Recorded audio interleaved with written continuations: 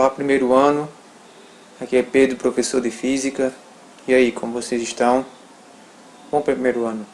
Estou aqui para revisar com vocês o último assunto que a gente estudou, que foi queda livre ou movimento vertical no vácuo, certo?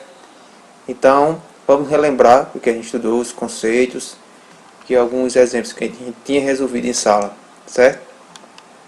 Então, a princípio, pessoal, vamos aqui observar esse sistema aqui, certo? Vamos observar essa situação. Ó, temos dois blocos aqui, ó. Um bloco de ferro e um bloco de argila. Os dois têm a mesma massa, certo? De 1 kg. E estão a uma altura de 3 metros dentro de câmaras, certo? De vácuo. Então, o que é que vai acontecer quando a gente soltar esses dois objetos aqui dentro? Dentro das câmaras. O que é que vai acontecer? Vamos lá. Ó, dois blocos de mesma massa, sendo um de ferro e outro de argila, são soltos a uma altura de 3 metros. Qual deles cai em menos tempo? O que vocês acham? O bloco de ferro, o bloco de argila ou cai ao mesmo tempo? Vamos lá.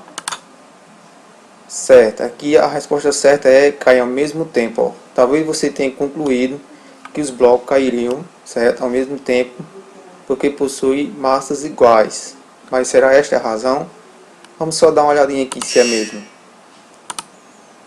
Pronto, a gente observou que os dois caíram ao mesmo tempo, não é isso? Então tá certo. Vamos lá, vamos para a próxima e a gente vai descobrir o motivo desse sistema ter acontecido esse resultado. Vamos lá. Agora aqui temos outra situação diferente. Agora temos um bloco de ferro de 1 kg e uma pena de 50 gramas. Qual dos dois vai cair primeiro? Certo? O bloco porque é mais pesado, a pena porque é mais fino, certo? Ou os dois caem ao mesmo tempo.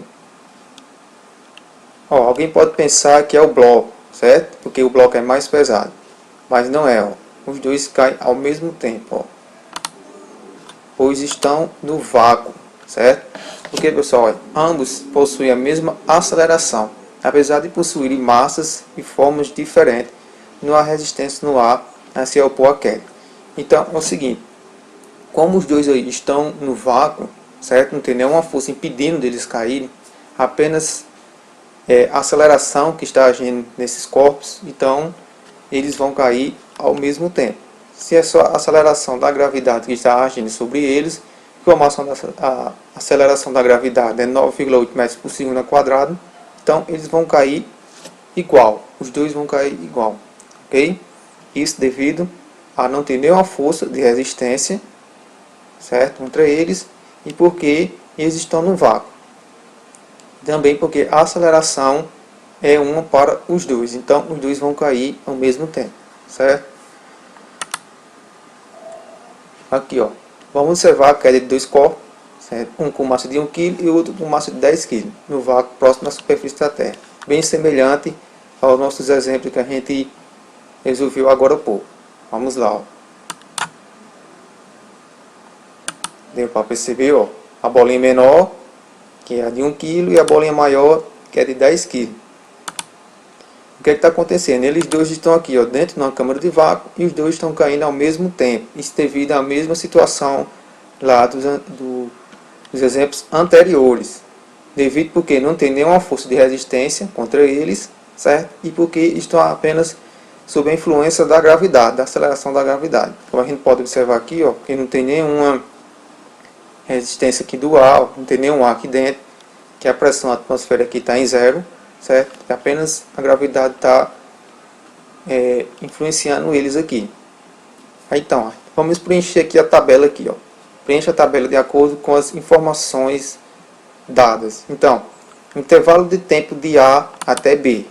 Aqui, ó, aqui são os intervalos de tempos e aqui são as variações de velocidade. Então, o tempo de A até B, certo? De B até C, de C até D, de D até E e de E até F vão variar apenas de 1 em 1 segundo, certo? E as velocidades de A até B, B até C, de C até D, de D até E, de E até F, está variando aqui, ó, certo? De 10 em 10 metros por segundo. Vamos preencher aqui, ó.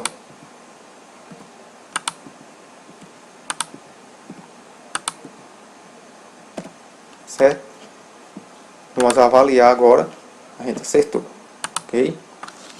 Então, vem a seguinte pergunta. O que você conclui sobre as velocidades dos corpos? Então, o que é que a gente pode concluir aqui? A variação da velocidade em cada trecho é proporcional ao intervalo de tempo, ou não há nenhuma relação entre a variação de velocidade com o intervalo de tempo? A resposta correta é essa primeira aqui, ó. A variação da velocidade em cada trecho, ó, trecho de A até B, de B até C, e assim os demais, é proporcional ao intervalo de tempo. Aqui, ó, de A até B, de B até C e os demais. Como assim? Ó, como a velocidade está variando de 10 em 10 metros por segundo, certo? O tempo está variando de 1 em 1 segundo. Então, quando um varia de 10 em 10 metros por segundo, o outro varia de 1 em 1 segundo. Então, eles estão sendo proporcionais, certo? E a taxa de variação da velocidade é de 10 em todos os três trechos, e a variação de tempo em todos os trechos aqui é de 1 segundo. É a mesma. Então, eles são proporcionais. E o que podemos dizer sobre a aceleração do movimento? Ela é constante durante o movimento e não depende da massa. Ela varia durante todo o movimento e depende da massa. A resposta correta é a primeira aqui, ó. Ela é constante, certo? A aceleração da gravidade é constante, tem aquela que a gente tinha aprendido, que é de 9,8 metros por segundo ao quadrado. Como aqui está arredondada para 10 metros por segundo ao quadrado, certo? E ela não depende da massa. Por que não depende da massa? Porque a gente está vendo os dois objetos aqui de massas diferentes caindo ao mesmo tempo. E qual o valor da aceleração para esse movimento? Então, a cada segundo, ó, a cada segundo que se passa, certo?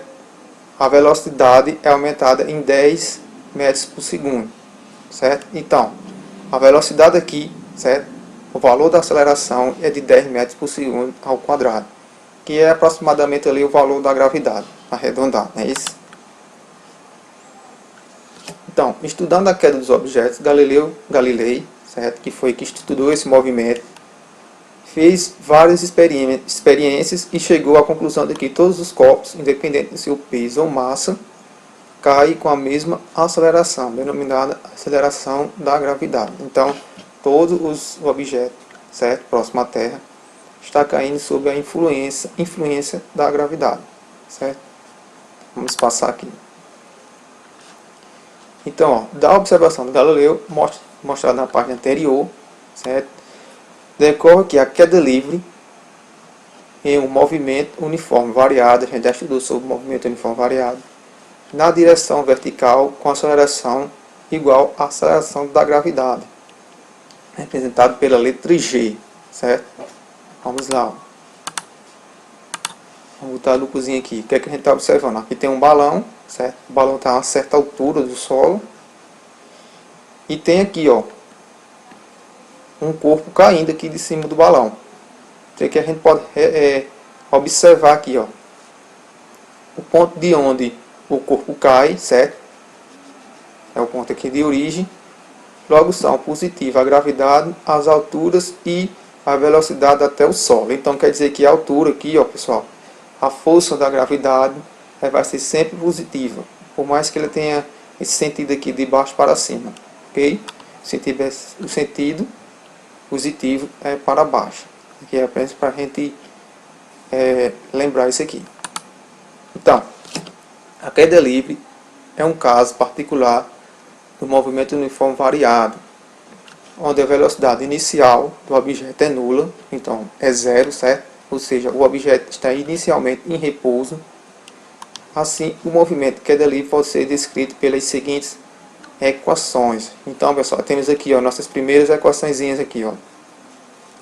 Essas três equações. Essa primeira é para saber qual altura o objeto caiu. Essa segunda aqui, ó, para saber a velocidade em que o objeto caiu. E a terceira também para saber a velocidade em que o objeto caiu. Mas cada uma dessas é derivada de uma equação do movimento uniforme variado, certo? Vamos observar essa aqui, essa primeira, ó, é a demonstração. Ó, o espaço percorrido por um móvel em movimento uniforme variado é dado por aquela equaçãozinha lá, ó, do espaço, né? Função horária do espaço. A gente já estudou. Vamos colocar a origem dos espaços, onde sendo o corpo onde está, certo? Temos que o S0, certo?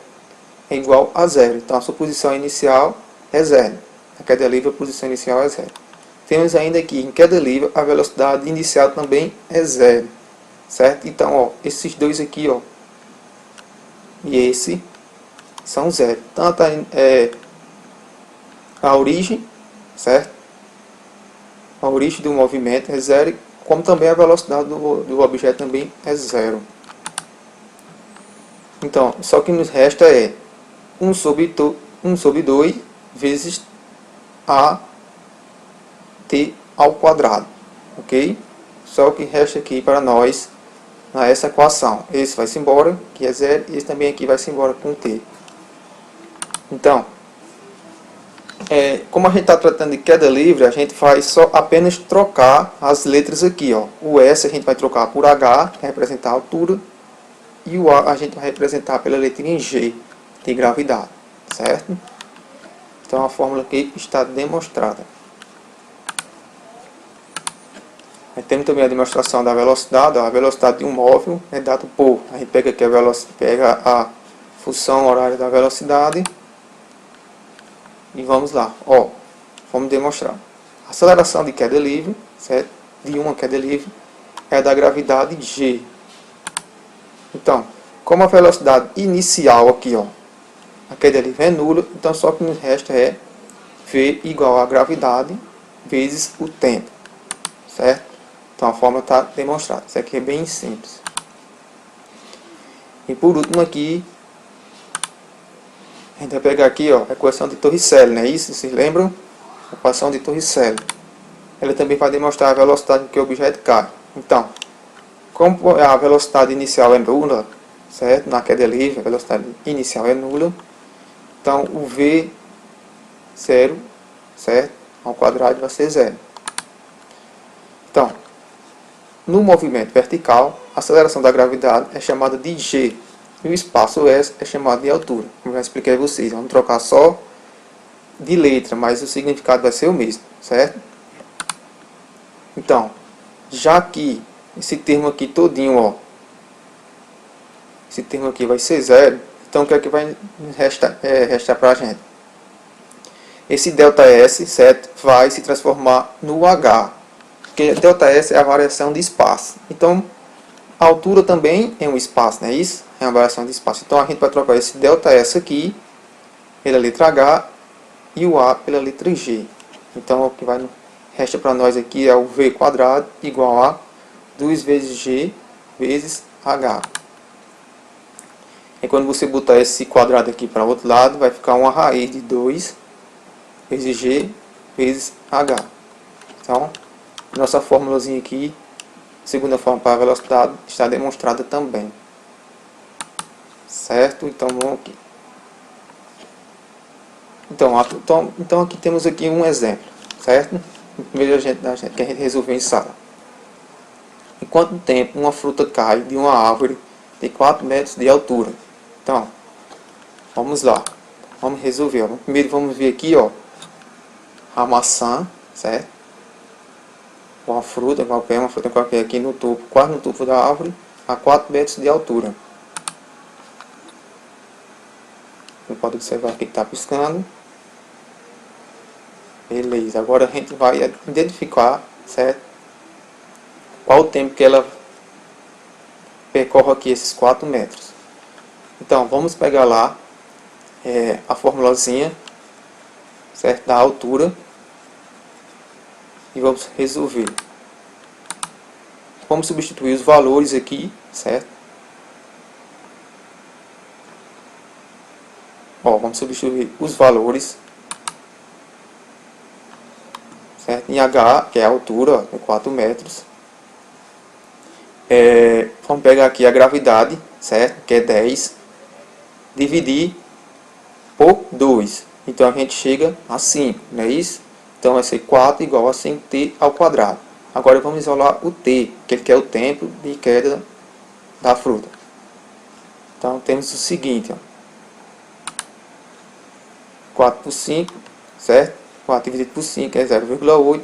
Então esse quadrado aqui, ó, vem para esse lado como a raiz. Então a raiz desse número aí, logo a fruta cai em 0,89 segundos. Ok? Então pessoal, isso aqui foi uma aula, certo, de revisão. Na próxima aula a gente resolve mais questões para ficar mais interessante. Então, bom estudo. Qualquer dúvida, você me procura lá no telefone, nas redes sociais lá e me pergunta. Valeu!